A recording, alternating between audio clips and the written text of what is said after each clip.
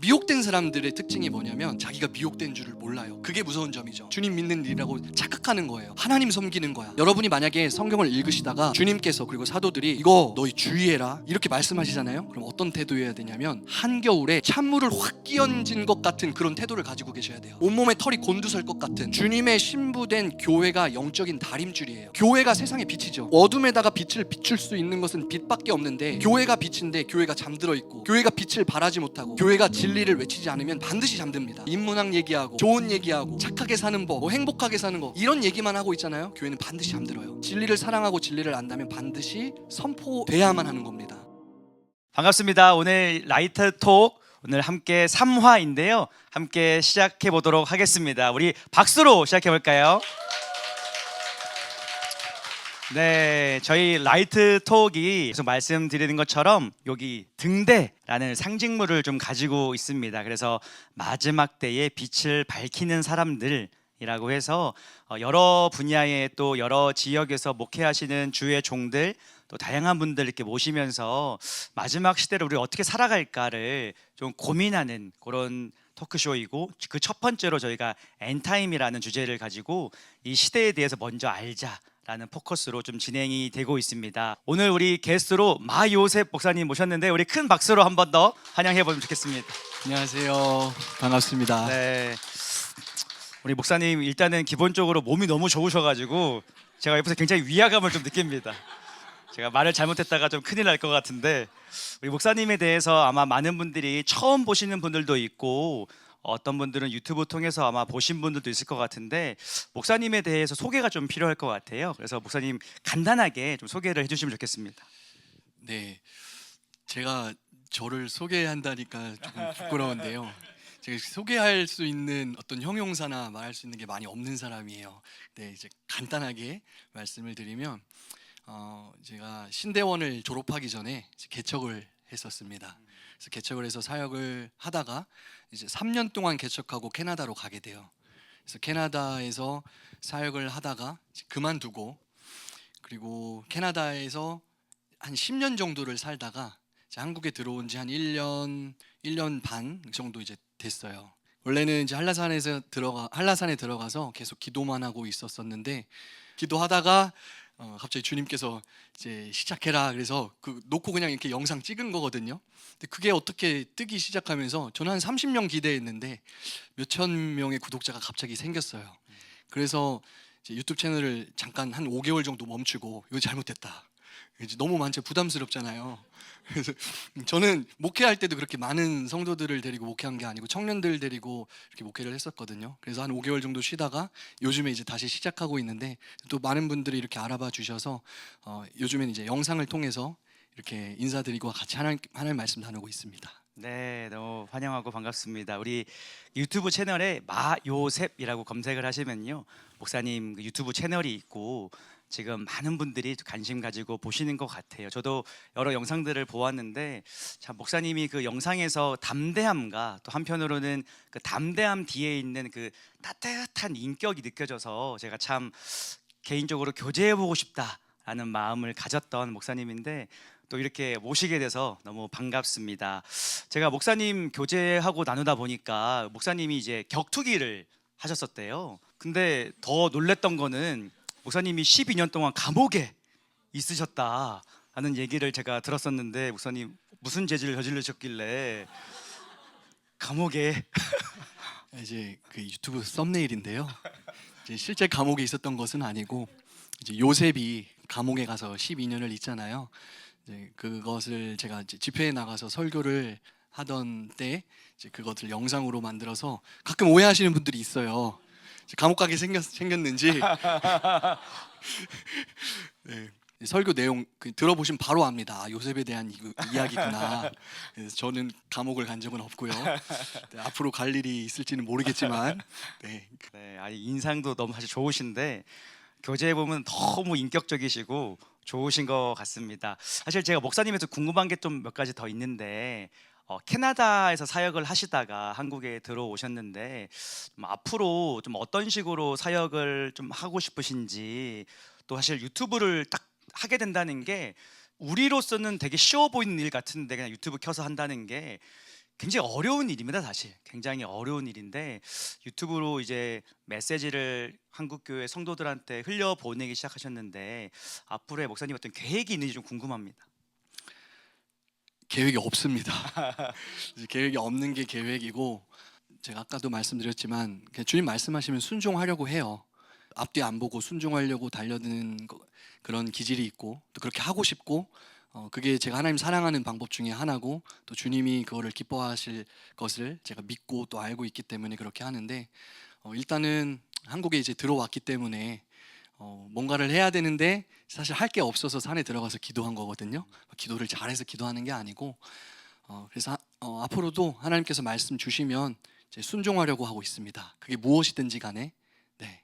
네, 제가 목사님 유튜브 채널을 보니까 이렇게 주로 마지막 때에 대한 메시지를 굉장히 많이 다루시더라고요. 그리고 요즘에 사실은 뭐 휴거 이런 메시지부터 7년 대환란, 적그리스도 이런 메시지들을 한국 교회에서 목회자가 썸네일로 당당히 걸고 하는 게 굉장히 좀 부담이 있는데, 사실 너무 당당하게 아주 제목 자체가 7년 대환란 이런 식으로 하실 만큼 되게 당당하게 말씀을 전하고 계시는데, 사실 그래서 궁금한 게 많은 것 같아요.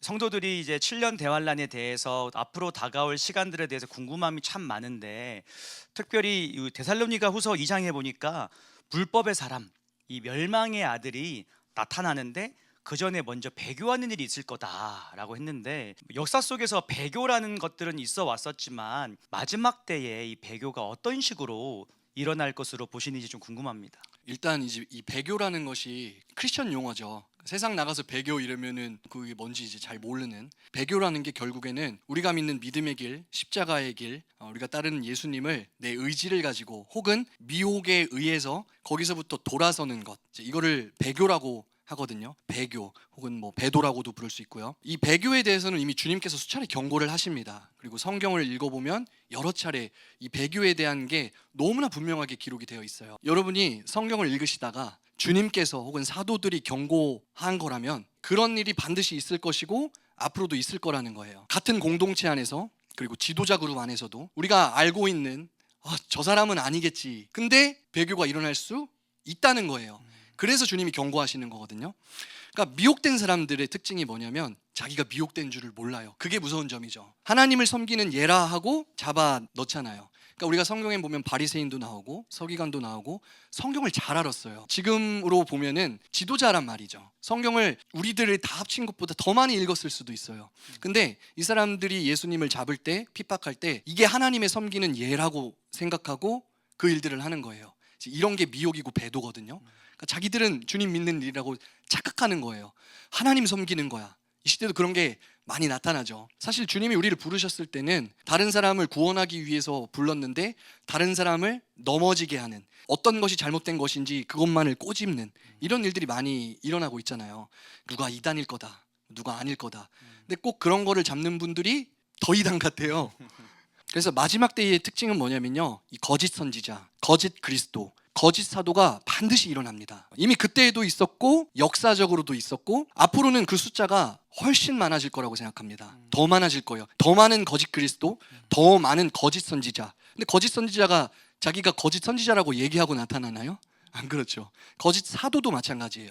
거짓이라는 말만 빼고 사도 혹은 목사님이라고 할 수도 있겠죠. 우리가 이런 말을 들으면 그럴 수 있어 하고 깜짝 놀라실 수도 있는데 그래요. 그래서 이게 배도라는 것이고요. 여러분이 만약에 성경을 읽으시다가 주님께서 그리고 사도들이 이거 너희 주의해라 이렇게 말씀하시잖아요. 그럼 어떤 태도여야 되냐면 한겨울에 찬물을 확 끼얹은 것 같은 그런 태도를 가지고 계셔야 돼요. 온몸에 털이 곤두설 것 같은, 그렇게 경고하시는 것 같은 태도를 가지고 있어야 되는 거예요. 그게 이제 주님께서 말씀하신 경고인데, 그러면 오늘날에는 배도가 어떤 형태로 일어나는가? 저는 첫 번째로 진리를 희석시키는 것으로부터 나타난다고 생각합니다. 진짜 같은데 거짓이 섞이는 거죠. 배도가 아닌 것 같은데 배도인 거예요. 예수님 당시 바리새인들도 그랬고 또 초대교회 공동체에서 영지주의자들이 그랬습니다. 이 시대에도 보면은 영적인 것이 최고고 기도 많이 해서 신령한 것들을 알아야 되고 신령한 은사가 나타나야 되고 계시적인 은사를 통해서 뭔가 미래에 나타날 일들을 정확하게 맞추고, 근데 여러분 무당들도 이거 똑같이 압니다. 알아요. 제가 무당들을 실제로 많이 만나봤거든요. 그러니까 산에 올라다니다 보면 이렇게 만나요. 어쩔 수 없이 팔이 없는 분도 있고 막 축지법 쓰고 다니는 분들도 있고 실제로 그 축지법 써보라고 하면 써요. 근데 저보다 느려요. 나도 축지법을 터득한 건가? 실제 있는 일들인데 그분들이 물어보잖아요. 잘 맞춥니다. 그리고 제가 목사인 것도 알아요. 그리고 제가 기도하면 신내림이 안 온다고 그래요. 이 얘기를 하더라고요. 제가 한 게 아니고 그분들이 하신 얘기예요. 근데 이게 그런 그룹에서도 나타날 수 있지만 우리 예수 믿는 사람들의 공동체 안에서 내가 믿는 것들만이 신령한 것이고 혹은 어떤 감정주의, 영적인 지성주의 이런 것들에 이제 빠지면서 교만한 늪에 빠질 수가 있거든요. 다 자기들도 하나님 믿는다고 생각합니다. 마지막 때도 알고 있고 어떻게 미혹이 다가오는지 알고 있다고 생각하고 심지어 계시록도 잘 해석해요. 그럴 수 있다는 겁니다. 이렇게 믿지만 결국 믿음의 길을 벗어나는 그런 형태가 나타날 것으로 첫 번째 생각되고요. 그분들의 영향력이 커요. 그러니까 사람들이 따르는 거겠죠. 그럴듯하게 다가온단 말입니다. 결국에는 이 베드로라는 문제는요, 영적인 형태예요. 영적인 거죠. 그러니까 베드로 사도가 이런 말을 합니다. 마지막 때 말세에 발람의 거짓 가르침을 따르는 자들이 있다. 근데 여러분 발람을 보세요. 이 성경에 그냥 발람 나오는 사건들만 쭉 보잖아요. 발람이 진짜 선지자 같습니다. 왜냐면 예언이 정확하게 맞거든요. 잘 맞춰요. 계시적인 레벨이 높습니다. 미래에 나타날 일들을 알아요. 근데 거짓 선지자였죠. 이 발람의 가르침을 따르는 사람들에 대해서 베드로 사도가 얘기를 하면서 어떤 얘기를 하냐면 불의의 싹을 따르고 미혹을 따르고 미혹된 거죠. 욕심에 이끌리고 돈과 관련된 탐욕에 대해서 얘기를 해요. 마음의 중심에 우상이 있었다는 얘기거든요. 그러니까 바울도 돈 사랑하는 것이 일만하게 뿌리다 이제 이 얘기를 하고 예수님께서도 마태복음 6장 24절에서 돈과 하나님을 겸하여 섬길 수가 없다. 같은 위치에다가 놓으시거든요. 돈 사랑하는 거를 겉으로는 모를 수 있습니다. 근데 어려울 때가 오면은 알고요. 돈 냄새를 맡기 시작하면 미혹되기 시작합니다. 근데 몰라요. 그래서 이게 무서운 거고요. 근데 만약에 주님이 오시기 전에 이런 문제 때문에 걸려서 넘어졌다? 그게 큰 은혜라는 걸 알아야 돼요. 정말 큰 은혜입니다.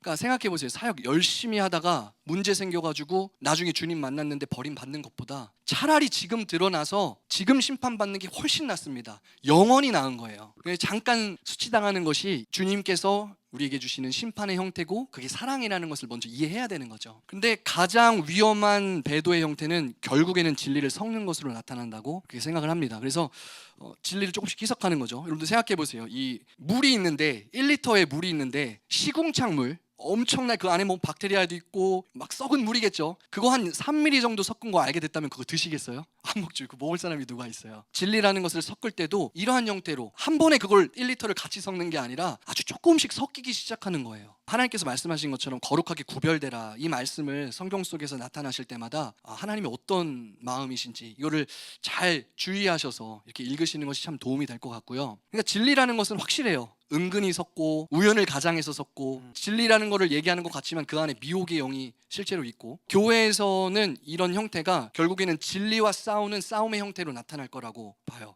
지금도 실제 일어나고 있고 영적이고 신령한 것 같은데 그 안에 미혹이 있고 진리가 아닌 거죠. 다른 복음인 거죠. 그래서 무서워요. 그래서 마지막 때인 지금 이제 제가 믿기로는 진짜 말씀을 덮어야 됩니다. 그러니까 목회자의 전유물이 아니에요. 기도도 많이 해야 됩니다. 그래서 뭐 기도 내가 하루에 난 5시간에 그런 말 할 필요도 없어요. 사실은 제가 8시간 한다고 해서 제가 그 말 해봤자 여러분들이 와 신령하네 이 말밖에 더 하겠어요? 그런 말 할 것도 없어요. 진짜 기도 많이 하는 분들은 내가 몇 시간 기도하네 그런 말 안 합니다. 그냥 하다 보면 시간도 잊어버리고.